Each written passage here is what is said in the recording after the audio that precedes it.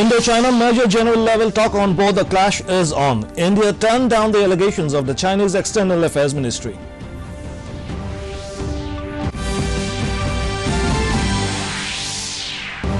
Prime Minister Narendra Modi terms opens up on mining as a new opportunity.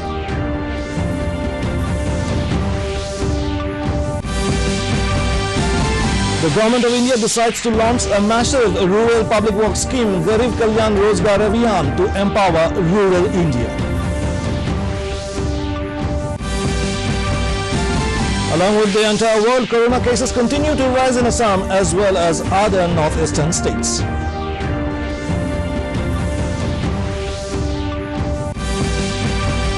And India elected as non-permanent member of the United Nations Security Council for a 2 years, winning with 184 votes in the 193-member General Assembly.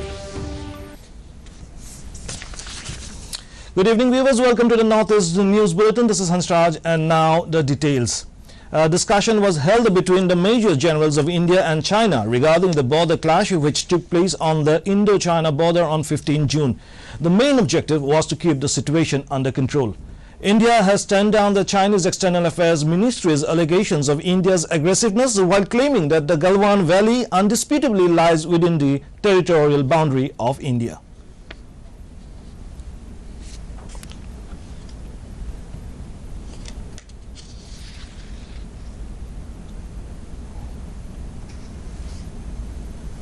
Thousands of people joined the nation in bidding a tearful adieu to Colonel B. Santosh Babu, who laid down his life in service of the nation.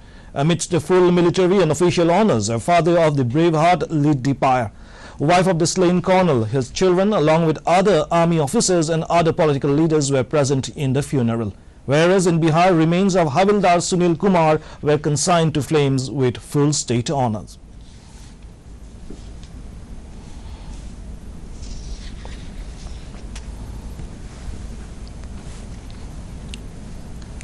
Prime Minister Narendra Modi today said India has taken the big decision to fully open the coal and mining sector for competition, capital participation and technology.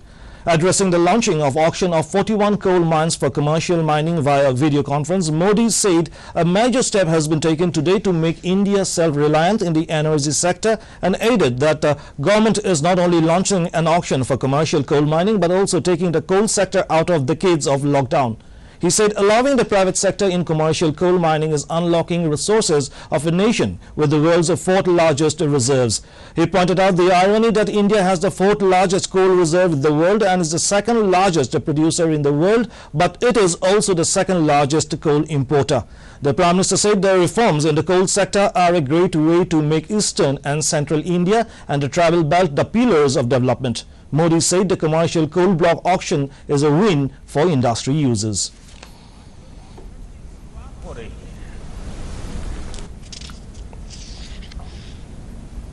Win win industries को, आपको अपने business, अपने investment के लिए हम नए resources मिलेंगे, नया मार्केट मिलेगा। इसके साथ ही राज्य सरकारों को बेहतर रेवेन्यू मिलेगा। देश की We now have with us our correspondent Kamal Bora, who will be briefing us more regarding this issue. Hello Kamal, by opening the competition in the coal mining sector, how is it going to help our economy?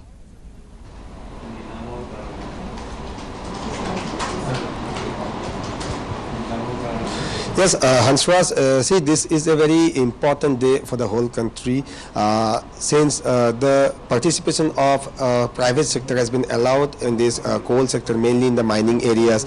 This is really going to help in consolidating the economy of our country because see, the coal sector contributes a large amount of revenue to this country, and definitely from this day, if coal production can be increased, the revenue will also be increased. we can say that easily.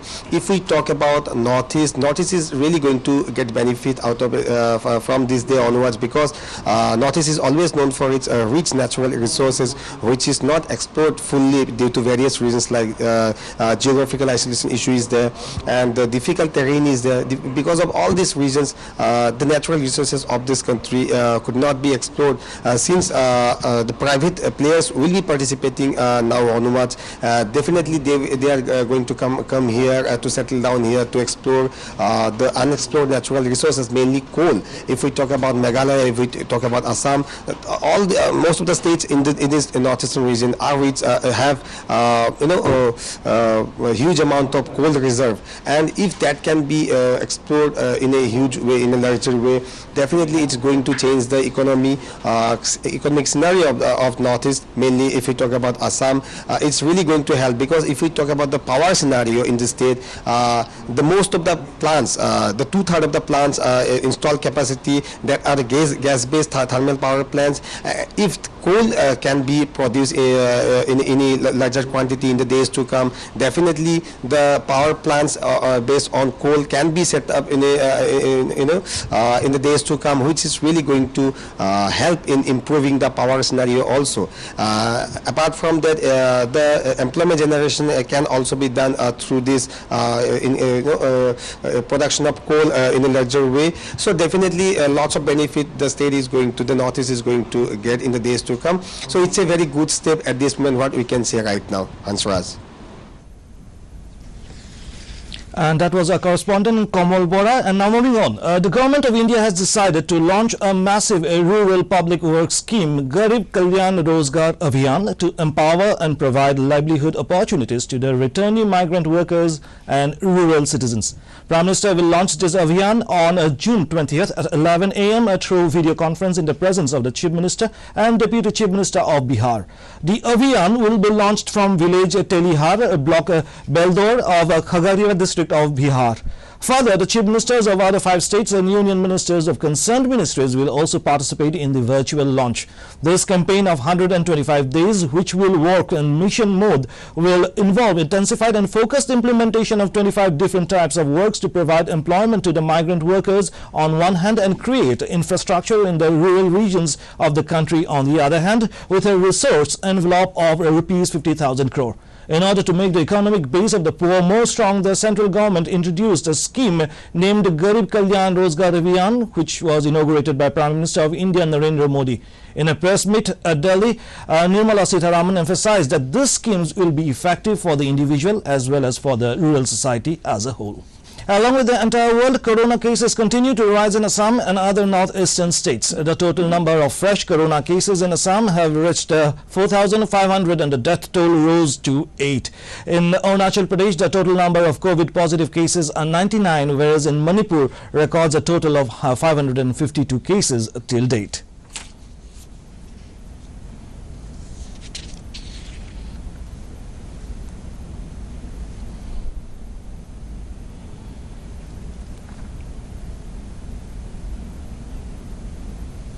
India continues to suffer from COVID-19 as the total number of corona cases in Maharashtra rose to 1,11,752 and recorded a total death of 5,651 people. Till date, Delhi records a total of 47,102 COVID-19 positive cases, among which 1,904 have passed away. Around the globe, the total number of COVID-19 cases have risen to 84,73,772 and records a total death of 4,52,032. Today, the recovery rate counts on 44,42,181 and 35,79,559 and 35,79,559 are active cases. Health and Family Welfare Minister Dr. Harsh Vardhan today launched India's first mobile lab for COVID-19 testing to promote last-mile testing access in rural India. The infectious disease diagnostic lab iLab is supported by Department of Biotechnology under the COVID command strategy. This mobile lab will be deployed in the interior, inaccessible parts of the country. iLab has the capability to perform 25 RT-PCR and 300 ELISA tests per day. India was elected as a non-permanent member of the United Nations Security Council for a 2-year term after winning 184 votes in the 193-member General Assembly. India was a candidate for a non-permanent seat from the Asia-Pacific category for the 2021-22 term. India's 2-year term will begin from January 1st, 2021. This is the 8th time that India will sit at the UN High Table, which comprises of 5 permanent and 10 non-permanent members. Prime Minister of India Narendra Modi has thanked the global community and member countries of the United Nations for their overwhelming support for India's membership in the UN Security Council. India's Home Minister Amit Shah has expressed his gratitude to the member nations for unanimously supporting India's members in the UN Council. 124 people who were stranded in Bangladesh because of the travel restrictions were brought to Tripura through the Agartala Integrated Checkpost today. After completion of immigration formalities, they were taken to a quarantine facility near Agartala. Those coming from foreign countries will be housed in institutional quarantine centers, Minister Ratan Lal Nath said. A decision on sending them to home quarantine would depend on test results. Each of them will undergo a COVID-19 test and 7-day institutional quarantine. The administration has arranged the facilities for the returnees in view of COVID-19 guidelines. On their arrival, social distancing was maintained and their luggage and hands were sanitized. Also, they underwent thermal screening. And to add the news, the headlines once again. Indo-China Major General level talk on border clash is on. India turned down the allegations of the Chinese External Affairs Ministry. Prime Minister Narendra Modi terms opens up on mining as a new opportunity.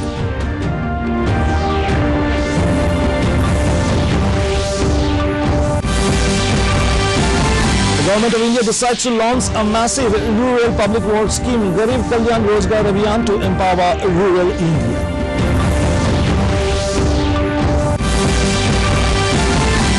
Along with the entire world, corona cases continue to rise in Assam as well as other northeastern states.